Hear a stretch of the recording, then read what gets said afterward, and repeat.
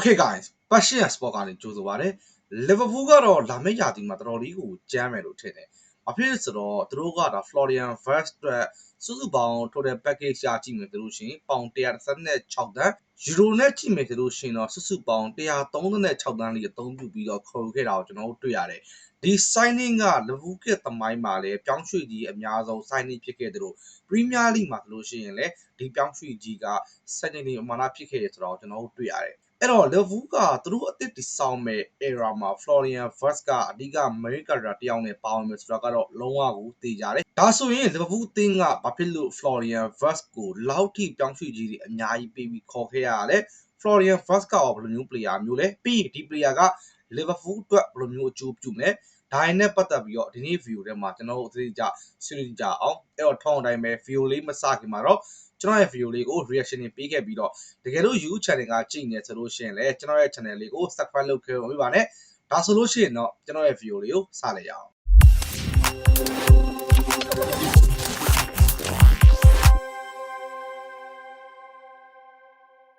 ဒီ Liverpool က Florian Wirtz ကိုခေါ်ခဲ့ရတဲ့ပတ်သက်ပြီးတော့စိတ်ဝင်စားဖို့ကောင်းတဲ့အပိုင်းလေးတွေရှိတယ်။ဒါကိုလည်းအချို့ကြောင့်လည်းသိနိုင်မယ်အချို့ကြောင့်လည်းမသိဘူးပေါ့။ဒါကပါလဲဆိုလို့ရှိရင်တော့ Florian Wirtz က Liverpool ကိုဘာလို့ရွေးချယ်ခဲ့တာလဲ။ဒီပိုင်းလေးကိုကျွန်တော်နည်းနည်းပြပြမယ်။ဘယ်လိုမျိုးဆိုလို့ရှိရင်ဒီ Florian Wirtz က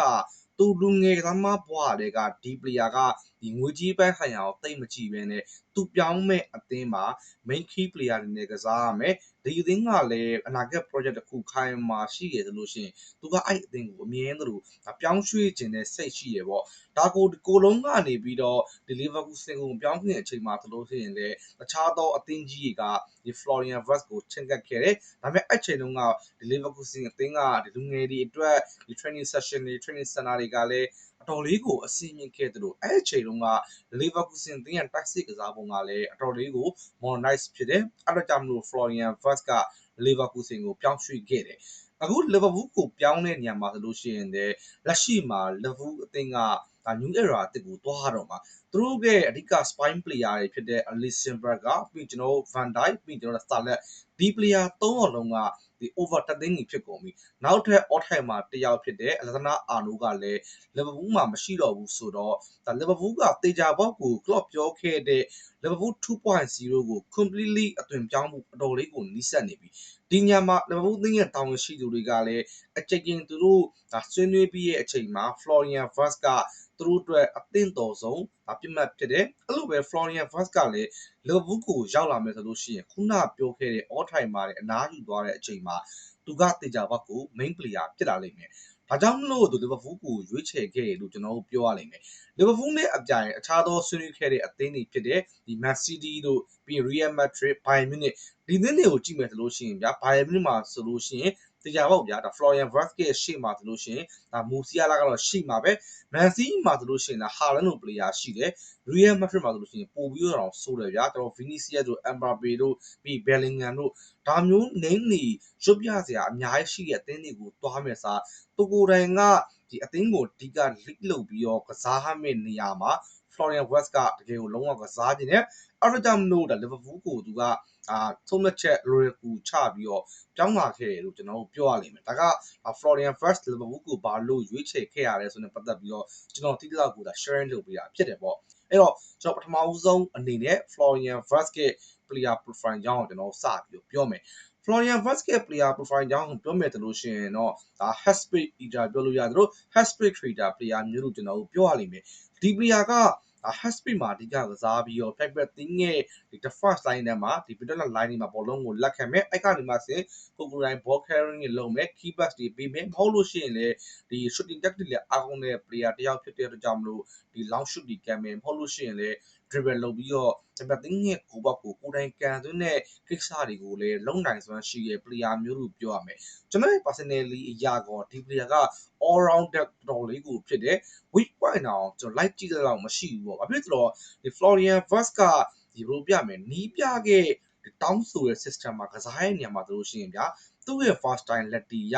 ဒီ player ကဒါသူ့ရဲ့ main position ကဒီမှာတိုင်းလို့ရှိရဲ့ left wing right wing ဒီ role တွေလည်းကစားနိုင်တယ်လိုအပ်လို့ရှိရင် the force line ကစားပုံနဲ့ကစားနိုင်ဆိုတာရှိတယ်ဒါက tactically ပိုင်းက Florian Wirtz ကစားနိုင်တဲ့ versatility ကိုကျွန်တော်တို့ပြောချင်းဖြစ်တယ်အဲ့လိုမဟုတ်ဘဲနဲ့ formation ဘက်ကလှည့်ကြည့်မယ်ဆိုလို့ရှိရင်လည်း Florian Wirtz ကဒီ Linux system မှာဆိုလို့ရှိရင်လည်း wing နေမှာကော attacking mid နေရာမှာကောခုနပြောခဲ့တဲ့ force line နေရာမှာကောအကောင်းကစားနိုင်ဆိုတာရှိတဲ့ player တယောက်ဖြစ်တယ်လို့ 4-3-3 system မှာဆိုလို့ရှိရင်လည်း advanced position နေရာတွေမှာကစားနိုင်ဆိုတာရှိတဲ့ skill set ကိုပိုင်ဆိုင်ထားတဲ့ player မျိုးလို့ပြောရမယ် tactically ပိုင်းကတော်တော်လေးကို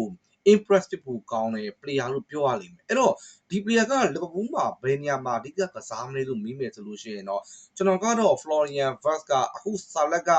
ညာချမ်းမှာရှိနေတာဖြစ်တဲ့အတွက်ကြောင့်မလို့သူက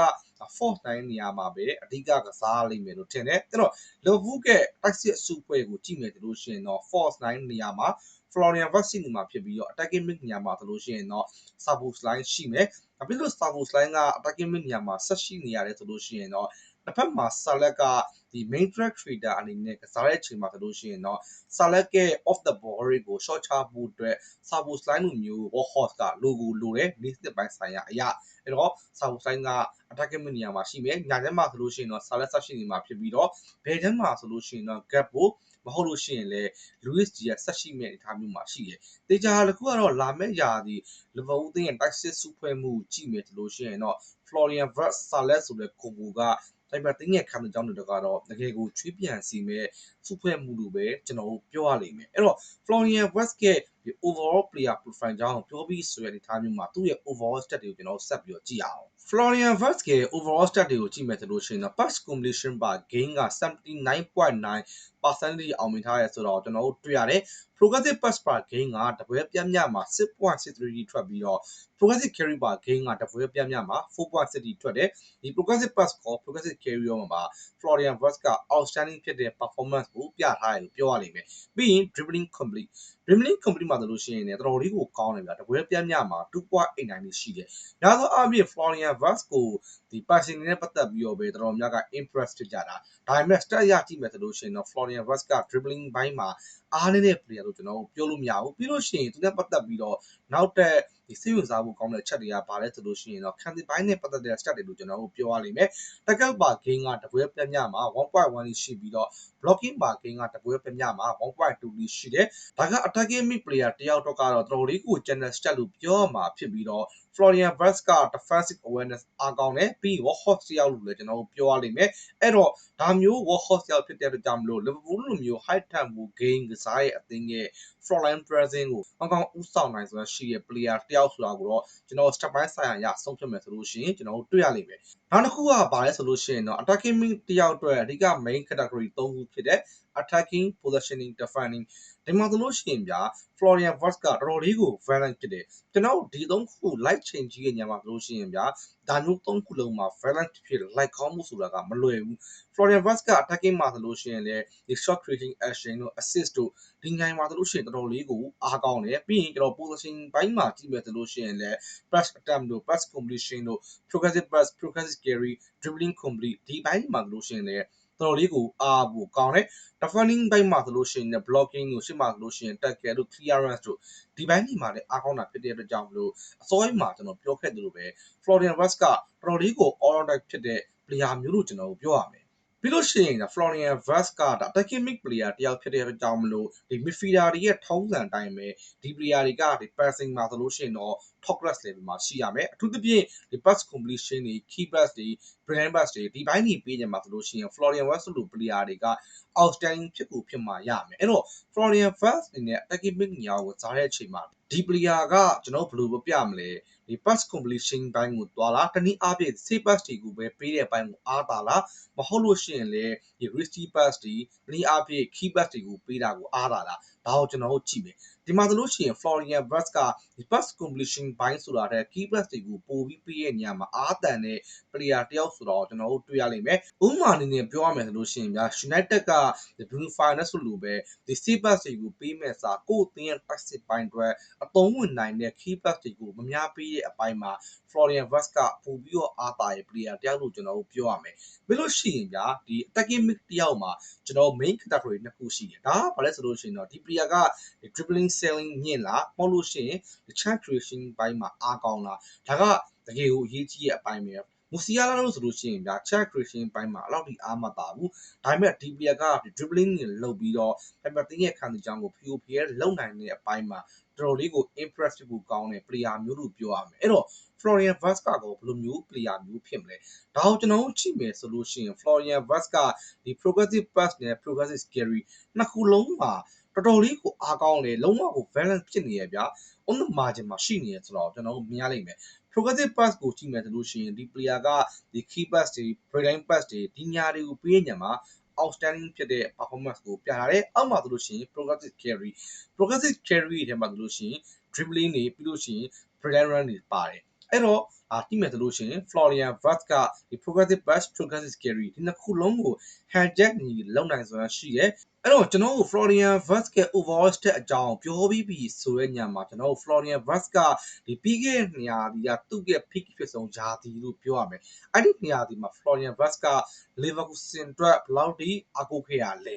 Florian Wirtz ကဒီပြီးခဲ့တဲ့နေရာဒီအတွင်းမှာဆိုလို့ရှိရင်ဗျာစုစုပေါင်း34ကိုတွင်တယ်33ကိုဖန်တီးပြီးတော့ total goal involvement က68ကြိမ်ရှိရဆိုတော့ကျွန်တော်တို့တွေ့ရလိမ့်မယ်ဒါက attacking mid တယောက်အတွက်ကတော့တော်တော်လေးကိုကျန်းတယ်အထူးသဖြင့်ဒီ Boniface တို့ Patrick Schick တို့လိုမျိုး target man တွေကိုရှေ့မှာထားပြီးတော့တိုက်စစ်မှုတွေကိုပဲအဓိကပံ့ပိုးပြီးကစားတဲ့ system မှာ Florian Wirtz ကလောက်ထိလုံးပြနေတယ်ဆိုတော့ကတော့ကျွန်တော်ကတော့တော်တော်လေးကိုဒါအံ့ဩမိရဲ့တကယ်လည်းလုံးဝကို impress ဖြစ်တယ်ဒါကိုကျွန်တော်ကြာဆက်ပြီးကြည့်မယ်ဆိုလို့ရှိရင်လေသူ့အနေနဲ့8854မိနစ်ကစားရတဲ့အချိန်မှာဆိုလို့ရှိရင်သူ့ရဲ့ဂိုးဖန်တီးမှုတွေက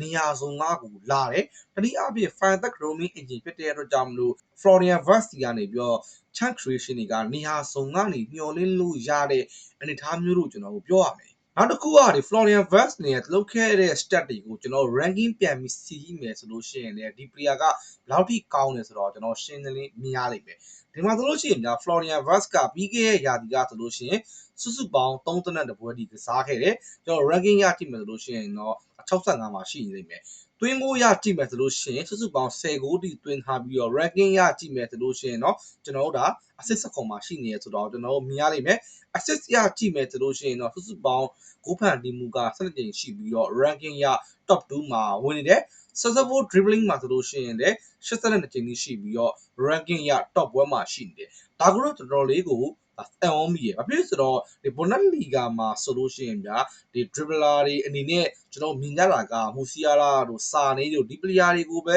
တကယ် dribbling ကြမ်းပြီးတော့ Florian Wirtz က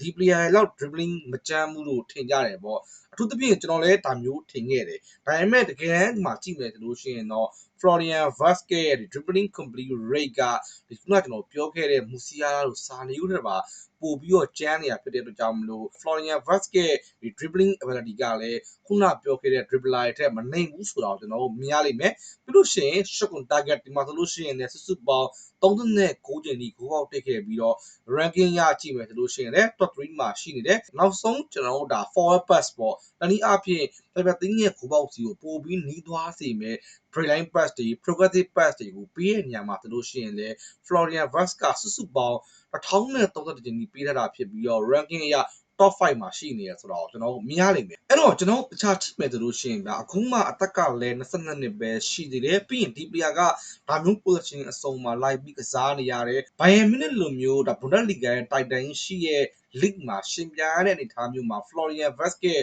performance ကတော်တော်လေးကို outstanding ဖြစ်တယ်ဆိုတော့ကျွန်တော်မြင်ရလိမ့်မယ်ပြီးရင်ဒီ Florian Wirtz ကို Liverpool ကဘာလို့ခေါ်ခဲ့ရလဲဆိုတော့ကျွန်တော်ကြည့်မယ်ဆိုလို့ရှိရင်လာမယ့်ရာသီမှာကျွန်တော်ရဲ့အမြင်ကတော့ဒီဆာလက်ကဒီဂိုးတွေသွင်းတဲ့တာဝန်ကိုပဲအဓိကယူရလိမ့်မယ်ညာချမ်းကနေပြီးတော့ဒါလုံးဝ ball carrying နဲ့လုပ်ပြီးတော့ဒီ everything ရဲ့ခံစားမှုကိုကြော်ပြီးရဲ့ duty function ကို Frimpong က width ကိုထိန်းပြီးတော့လုပ်မယ်ဆာလက်ကဒီ pocket area ကနေဆင်း everything ရဲ့ frame box တွေကိုတွားမယ်အဲ့တော့ဆာလက်က Liverpool ရဲ့တိုက်စစ်များမှုကို automatic ရောက်သွားလိမ့်မယ်ဒီညမှာနောက်ကနေပြီးတော့ chance creation တွေလုပ်ပေးနိုင်မယ့် player ကလိုတယ်ဒီ player က Liverpool မှာ Florian Wirtz ကဖြစ်လာလိမ့်မယ်။ဒါနည်းအားဖြင့် Liverpool ရဲ့ chance creation machine ကမနစ်ကလို့ Salah ဖြစ်တာမှမဟုတ်ဘဲနဲ့ Florian Wirtz ဖြစ်လာဖို့အနေအထားမျိုးအများကြီးရှိတယ်။အဲ့တော့ Florian Wirtz ကပြီးခဲ့တဲ့ရာသီကဒီ chance creation ဘယ်လောက်ထိလုပ်ပြနိုင်ခဲ့တယ်လဲ။ဒါကိုကျွန်တော်တို့ကြည့်မယ်။ BK ရာသီကဆိုလို့ရှိရင်ဗျာ Florian Wirtz က chance creation ကစုစုပေါင်း54ကြိမ်ရှိခဲ့တဲ့ဆိုတော့ကျွန်တော်တို့တွေ့ရတယ်ဒီမှာဆိုလို့ရှိရင်ဗျာ Florian Wirtz က Pepper Thing ရဲ့ဒီ opposite အချမ်းမှာဆိုလို့ရှိရင်ဗျာသူ့ရဲ့ဒီ position အစုံကနေပြီးတော့ကို chance creation တွေက